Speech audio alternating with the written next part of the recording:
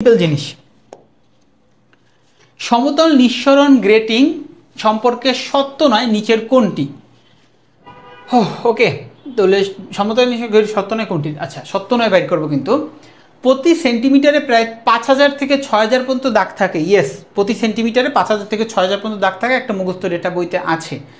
প্রতিটি দাগ অস্বচ্ছ রেখার মতো কাজ করে। হ্যাঁ, প্রতিটি দাগগুলো কি আসলে ওই যে একটা দাগ মানে দুইটা চিরের মাঝখানে একটা দাগ, তো ওগুলো আসলে একটা অস্বচ্ছ রেখার মতো কাজ করে, যেটার মধ্যে থেকে আলো যেতে পারে না, মানে অল্প যায় আর কি।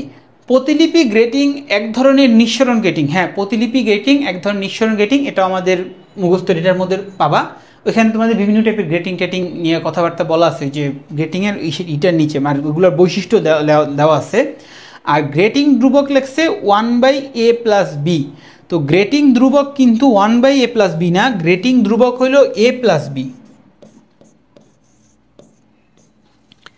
গ্রেটিং ধ্রুবক হইল a+b, ঠিক আছে? তাহলে সত্য নয় নিচের কোনটি? তাহলে সত্য নয় হলো ডি নাম্বার। গ্রেটিং ধ্রুবকটা হইল a+b,